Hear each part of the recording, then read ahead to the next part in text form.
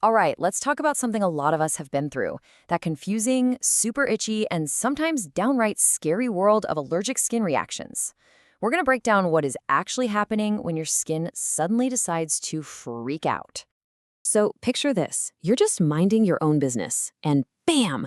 All of a sudden, you're covered in these itchy red welts. It feels like it came out of absolutely nowhere, a total medical mystery. But here's the thing. It's not random at all. It's your body's incredibly complex alarm system going off. The real question is, what's setting it off? And right there, that's our first big clue.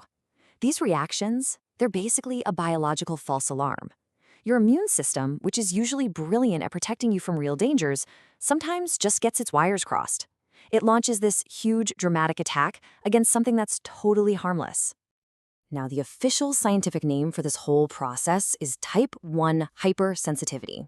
And the key words here are overreaction and rapid. It's driven by these little things called IgE antibodies, and it all happens incredibly fast. That speed, that's why hives can literally pop up in the blink of an eye. So how does the body even get to this point of overreacting? Well, it doesn't just happen the very first time you encounter something. You can actually think of it like a two-act drama that's playing out inside your immune system, setting the stage for the big, itchy finale.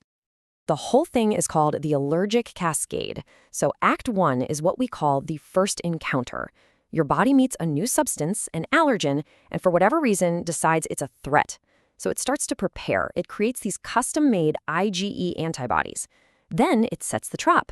These antibodies go and attach themselves to things called mast cells. Just think of mast cells as millions of tiny loaded security alarms scattered all over your body.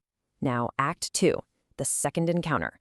The next time that same allergen shows up, it's like a burglar tripping the wire. The allergen connects to those antibodies, the mast cells freak out and explode, releasing a massive flood of chemicals like histamine. And that is what causes the itching, the swelling, the whole shebang. Okay, so now we know how the alarm gets tripped. But what about the whats? What are the things that are actually tripping the wire and sending our immune system into this tizzy? Let's meet the usual suspects. So, no big surprises on some of these. In the food world, you've got common triggers like tree nuts, shellfish, and eggs. For medications, penicillin and sulfa drugs are some of the biggest offenders. Then there's the environment, things like bee stings. And then there are the weird ones. You can get this from latex, from exercise, or even just a sudden change in temperature. Wild, right? All right, let's zoom in on the most common way this false alarm actually shows up on our skin. We're talking about urticaria, which is just the fancy medical term for what pretty much everyone calls hives. Now, the most important thing to get about hives is that they are a superficial reaction. They're happening right there on the surface layers of your skin. This causes those incredibly itchy raised welts. And one of the defining features of hives is just how fast they can show up and then vanish, sometimes reappearing somewhere else on your body minutes later. There's also a line in the sand, medically speaking. If you've got hives that are sticking around for more than 6 weeks, it's not just a one-off reaction anymore. At that point, doctors call it chronic urticaria, and that's a whole different ballgame that needs a different kind of investigation. So for a simple, run-of-the-mill case of hives, what do you do?